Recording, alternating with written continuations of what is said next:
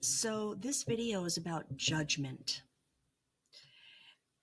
And this is a difficult topic to actually talk about because it isn't so easy.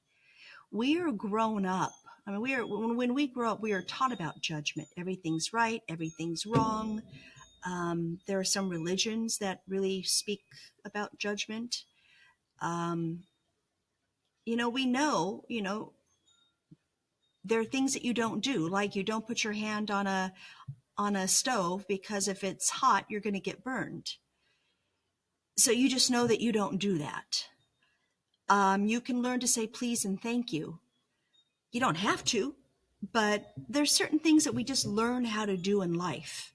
We learn that if you're in a relationship and you're being abused, physically, verbally, emotionally, you may want to step out of the relationship. You're judging the relationship to not be healthy. So I want to go back on that word judgment. Judgment is an illusion that you become attached to. Okay?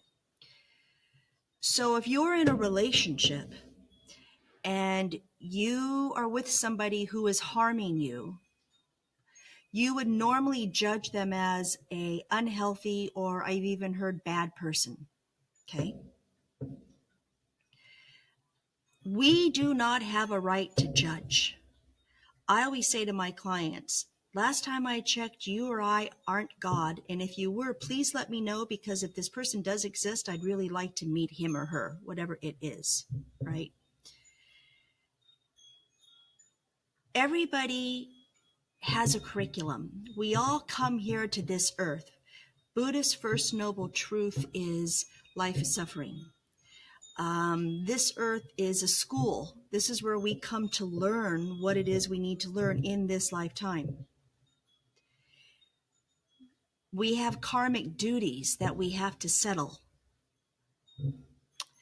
And if you are with somebody, let's just say, that is abusive in any way, instead of judging them to be wrong, what you may want to think is, who am I to judge this person's curriculum? Right? Who am I to say you're wrong? This is a tough thing to understand. I'm not going to say that somebody hurting someone is acceptable. And this is a really hard concept, so you have to really think about this. No, it is not acceptable. And if somebody harms someone, then, they probably have to be removed from society and at times put into prison or somewhere that keeps us safe. Those that do not harm. That is their karma. If they're going to harm somebody, they need to, part of their karmic duty is to go be put in a facility where they can now do no harm. That is their karma. Is it right? Is it wrong? No. Their karma, their karmic journey was to come into this earth and learn whatever they had to learn to the point where they were put in prison. And hopefully they'll learn in this lifetime that that's not something they should be doing. And if they don't, they'll probably come back and do it again. Or I don't know what's going to happen. Maybe they'll come back being the victim and understanding how horrible it is. I don't know, but it makes sense. But back to, if you're in a relationship that, let's not say it's physically violent, but it's verbally and emotional violent. You don't have to make that, you don't have to judge the person as being horrible. What you might want to do is say, I'm going to have compassion. I'm not going to feel sorry for them. I'm going to have compassion for them and their journey. That doesn't mean I'm going to stay in this situation, because I'm going to have compassion for myself, and I'm going to have some self-respect. And I'm going to check in with myself and make sure that I'm not being judgmental, right? I'm not going to say that you're wrong. What I'm going to do is I'm going to say, okay, I have a lot of compassion that you're choosing to behave this way. And whether you're filling your karmic duty, I don't know. Most likely that's what's happening. But I hope you get the help you need. But I'm going to go take care of myself, and I'm going to go choose another way to live. a different lifestyle. So you see, I'm not judging them as right or wrong. I'm respecting their karmic duty. I'm respecting their curriculum, but I just don't want to really have anything to do with it. And I'm going to have compassion for them, because if they're behaving in this way, that means there's something going on. They're not very happy. Now, I work with clients, so I'm one of those people that would help someone like this. But in my own relationship, I would probably choose not to, because I don't want to be a therapist to someone that I live with. That's not what I'm looking for, but that is my choice. Another really big example is when you see terrible things happen to people. And I'm not going to go into detail, because there's a lot of horrible things that happen to people and animals. It's very hard to understand this, but you cannot judge what they've done is right or wrong. You can say that it's unacceptable, and again, these people need to be taken away into a place where they can no longer hurt someone. But this is the curriculum they came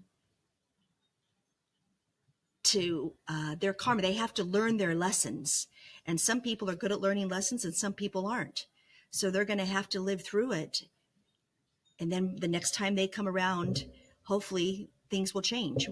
How, we don't know. And if I was the victim in the circumstance, then I would have to say that it's a lesson that I came here to learn also. Because if I'm with somebody that's harming me, then obviously, and I've been in this situation, there are obviously some lessons that I need to learn. Because for some reason, the two of us been placed together, because in this lifetime, we have both had to learn lessons. And when you look at extreme situations, as hard as that is to do, and again, I'm not condoning this behavior, but it's a very difficult thing, and this is a very difficult topic to discuss.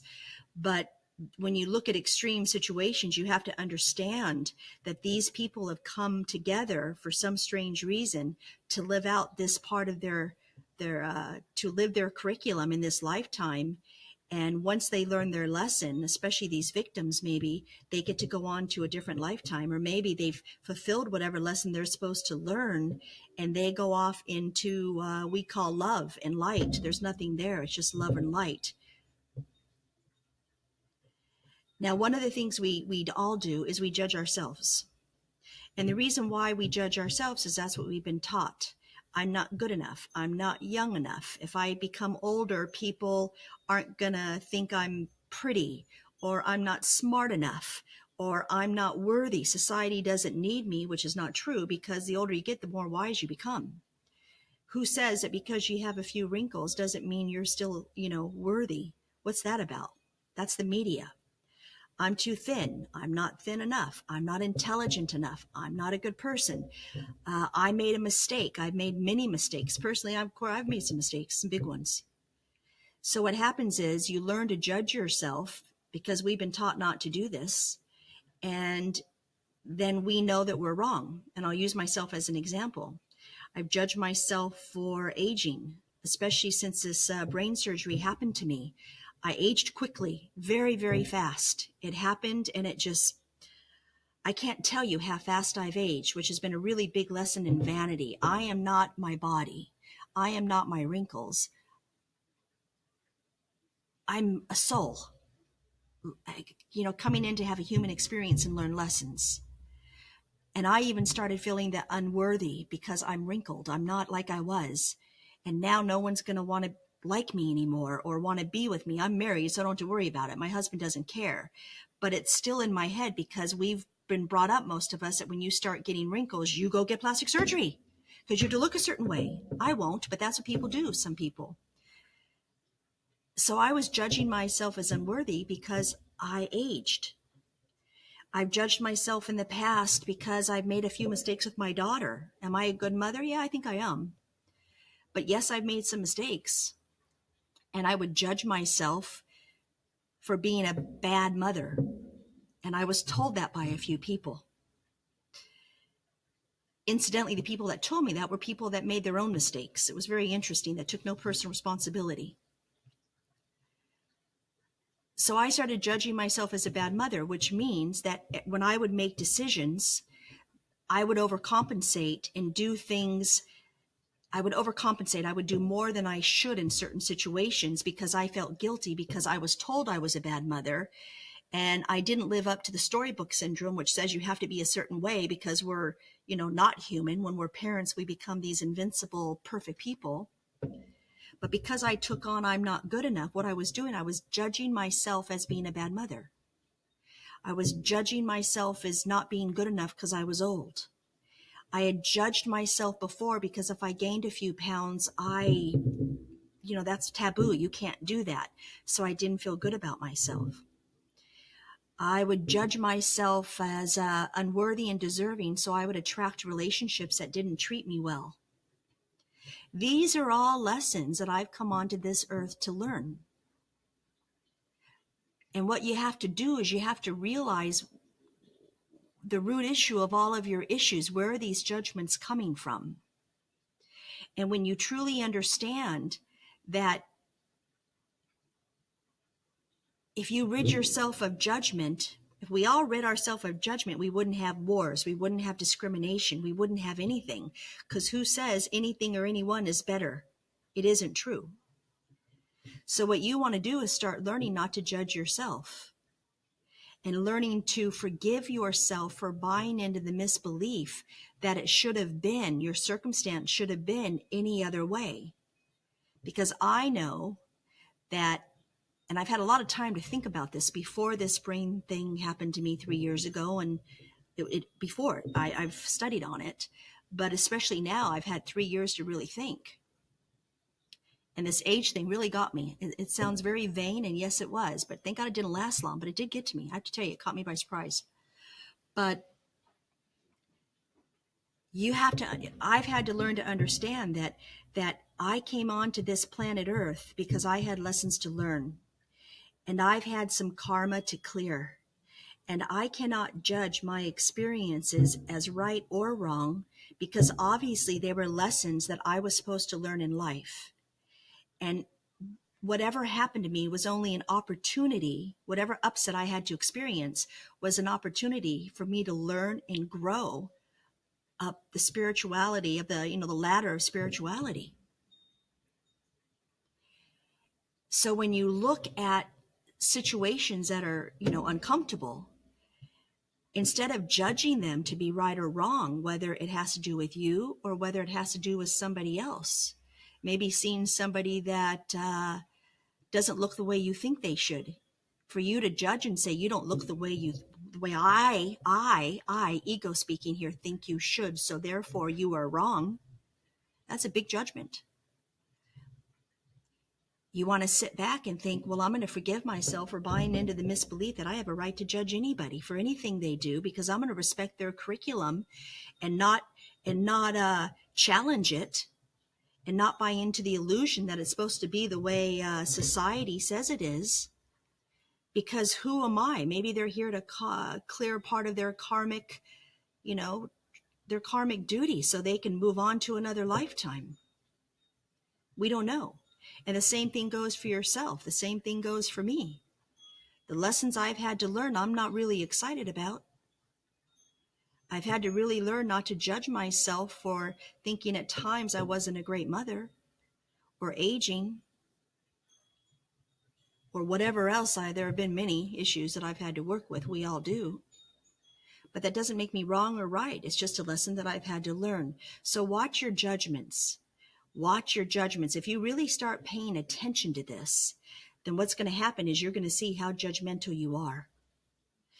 If somebody's driving, I'm from LA, so somebody's driving a Mercedes and someone's driving a Ford, a lot of people in LA are going to judge you.